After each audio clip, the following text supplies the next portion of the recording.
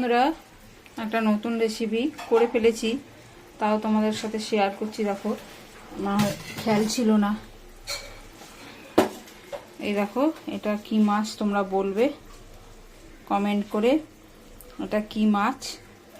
এই মাছটা মা নুন হলুদ দিয়ে ভেজে নিয়েছে। বলো, এটা তোমরা কমেন্ট করে আমাকে জানাও যে এটা কি মাছ। দেখো, আমি একদম সামনে থেকেই ধরছি। এই মাছটা মা নুন হলুদ দিয়ে ভেজে রেখেছে। নুন হলুদ দিয়ে ভেজে আমি এই যে কালো জিরে, কাঁচা লঙ্কা ফোড়ন দিয়ে, একটু সর্ষে আর একটু জিরে দিয়ে আর নুন হলুদ এই দিয়ে মাছটা করছি। নুনটা দিইনি, নুনটা তোমাদের দেখাবো বলে নুনটা দেওয়া হয়নি, নুনটা দেবো।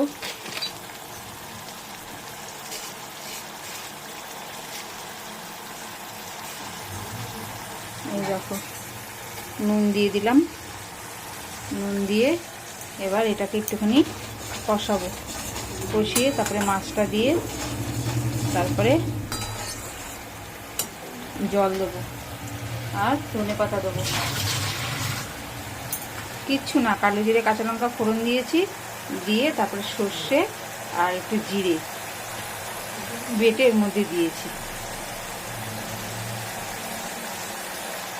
দেখো, উপর দিয়ে তেল ছেড়ে এসছে। ছেড়ে আসার পর এবার আমি এই মাছগুলো দিয়ে দিলাম।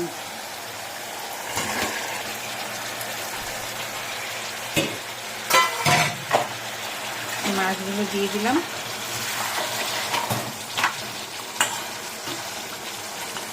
মাছগুলো দিয়ে এবার আমি অল্প করে, এর মধ্যে এটা তো বেশি ঝোল করে না, আমি এটা অল্প করে জল দেবো আর কি। এটা একটু গায়ে মাখা হয়। দেখো, জল দিয়ে দিলাম। দেখো বন্ধুরা, এই যে জল দিয়ে দিয়েছি মাছটা। এবার এটা ভালো করে ফুটবে।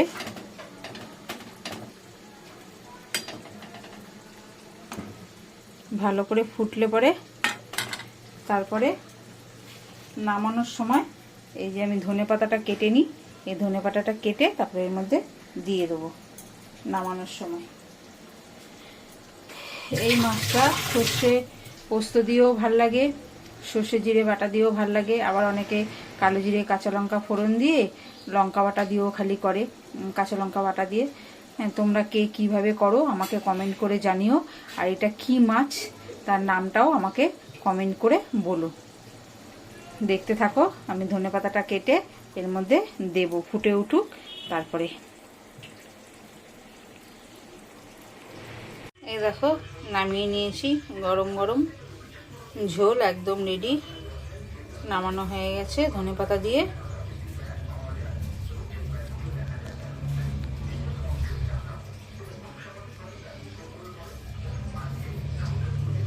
তোমরা কমেন্ট করে জানিও এটা কি মাছ।